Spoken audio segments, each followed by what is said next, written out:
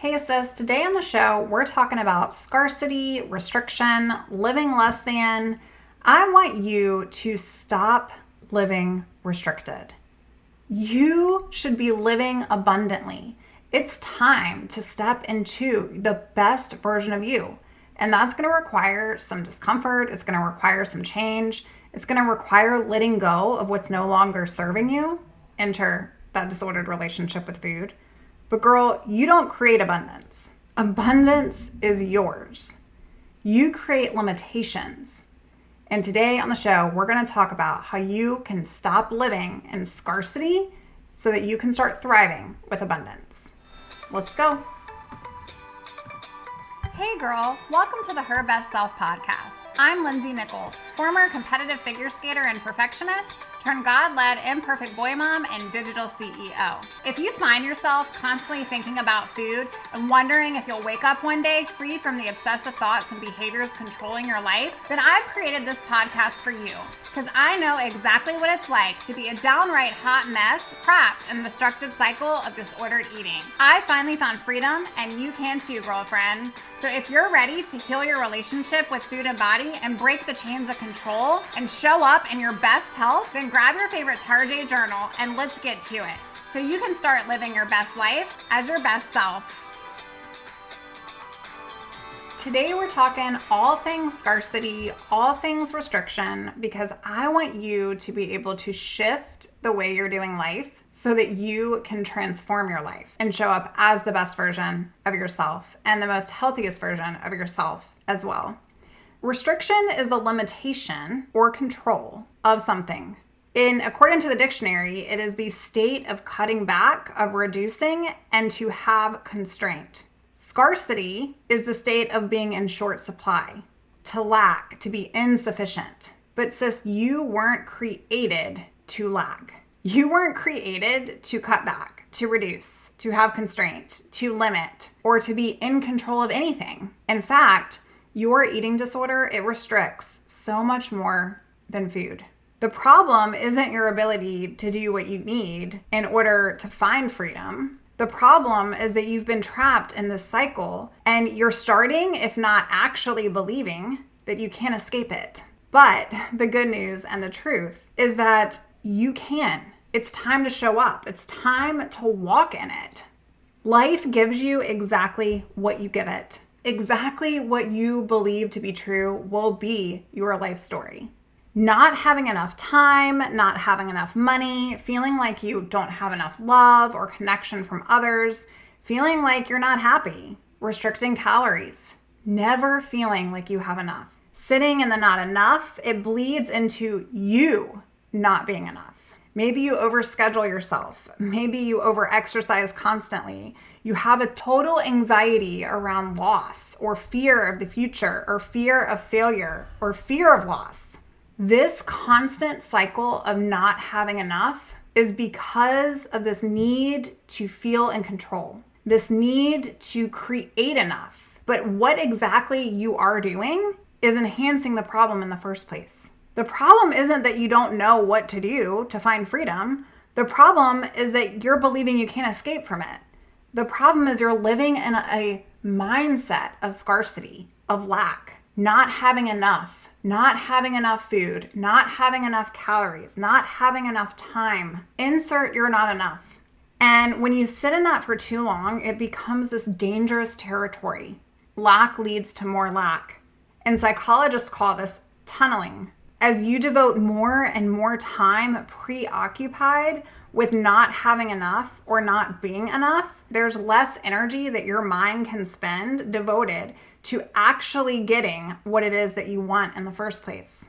Your brain, sis, is obsessively saving. It is obsessively saving. You don't wake up one day and lack. You just don't. You wake up one day and you put a limitation on you. You wake up one day and you decide to get on the fad diet bandwagon. Scarcity mindset with food, it looks like always thinking about food. Putting others' needs before yours, always putting yourself second. These unrealistic, ritualistic patterns and behaviors, labeling food as good and bad, and never allowing the bad while saving up calories till later in the day, eating slower, stretching out your experience with food, never even really believing it is an experience in the first place because it feels so hard. Because quite frankly, it just feels like something you do that's become a thorn in your side. If you're conscious of other people around you and their eating choices and you don't allow those same choices for yourself, it's because your brain has learned to function in this restrictive state, and therefore it conserves its energy for survival. And I'm not going to go all woo-woo on you in terms of the brain today because I'm surely not a clinical psychologist, but I will tell you that the brain has two purposes. One is to keep you alive, and two is to conserve energy. Did you know that a starved brain, it cannot comprehend abundance? When your brain is starved, it actually goes back to our ancestor days, and it believes that everything around you in terms of your resources is in a short supply. That's why when I was in my deepest trenches with anorexia, I also was in debt up to my eyeballs. And I always felt like I was never good enough to be in any relationship worth having. So I dated the wrong kind of guys. I remember only allowing myself 2 squares of chocolate on my birthday. I remember making sure that I was eating before my roommate came through the front door. I was constantly finding a way to keep my secret alive, and I constantly lived in an obsessive state, in an extremely possessive state around my ability to control my food. That state of scarcity, that state of short supply, as if I wasn't gonna have something later. That state of not being allowed, of not giving myself permission, of never having enough. But the key to living in recovery is allowing in and accepting that you have more than enough, and you are more than enough.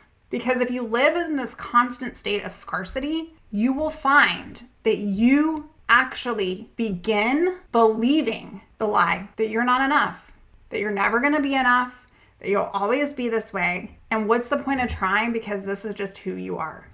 Sis, I'm here to tell you today, you're more than enough.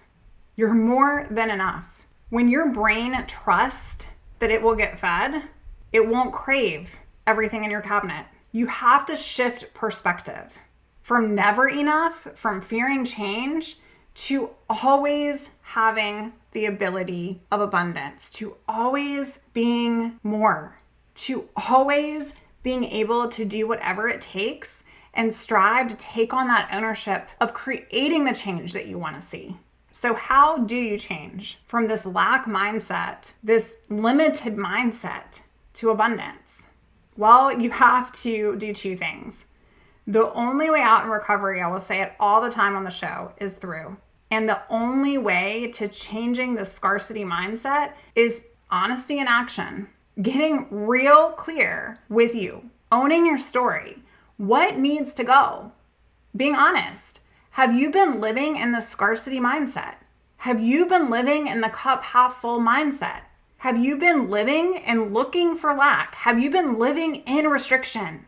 Your eating disorder restricts so much more from you than your food. Your eating disorder restricts so much more from you than your calorie content.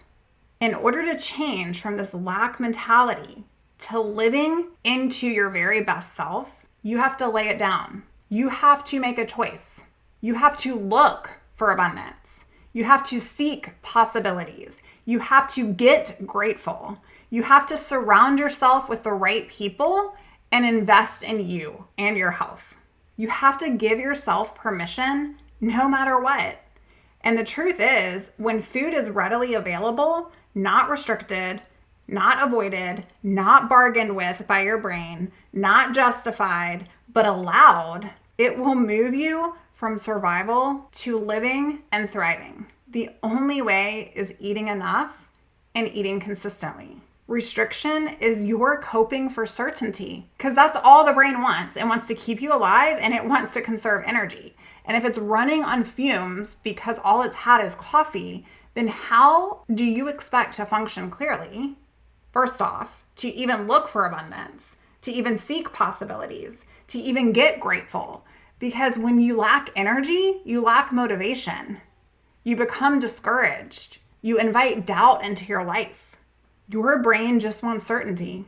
So this week, when you're thinking about it, I want you to ask yourself, how can I give my brain that certainty?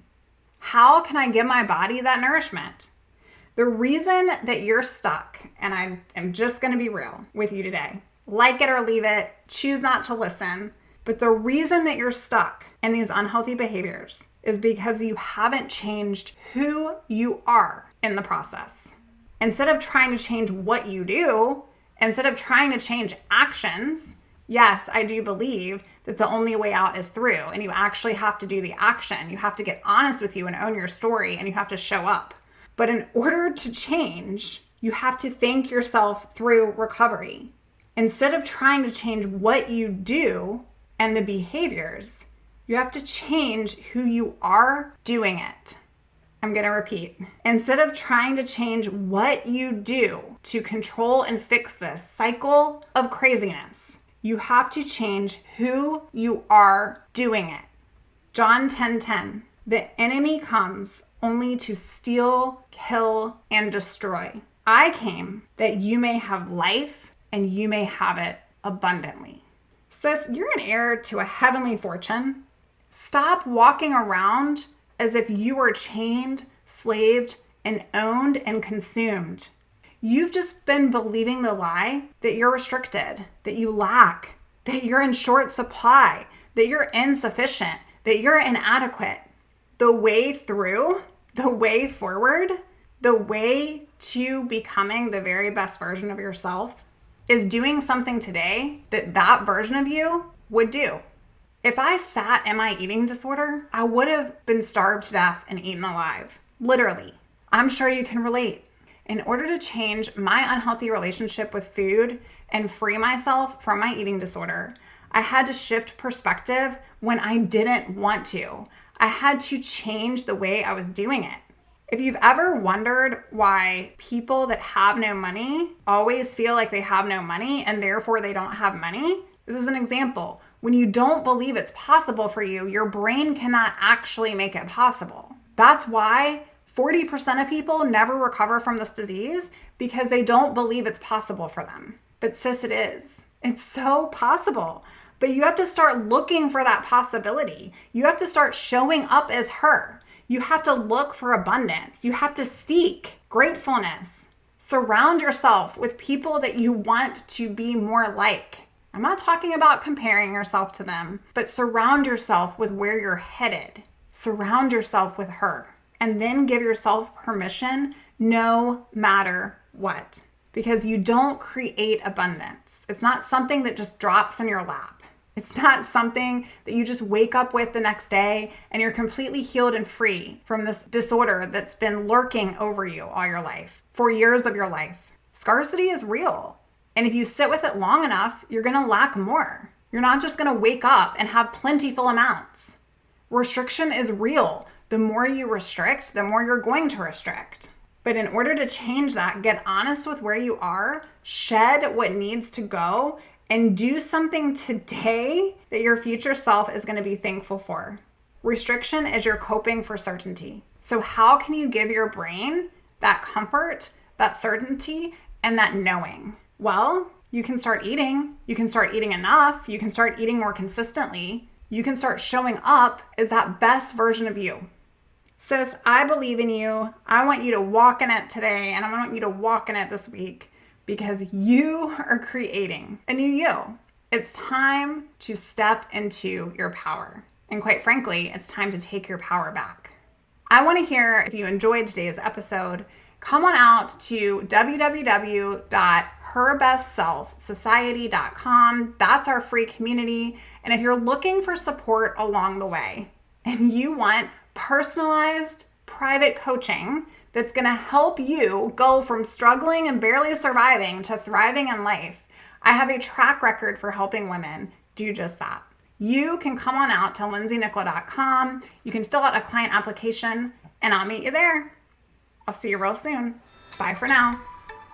Oh, friend, thank you so much for letting me share what was on my heart today. My hope for this podcast is to help more women find freedom from food and body. If this has empowered or blessed you, let me know. I'd be honored for your rating and review of my show, and I'd love to connect with you in my private Facebook community. You really can move from perfection to purpose. Let's break the chains together. I'll help navigate the way. Until next time, bye for now, girl.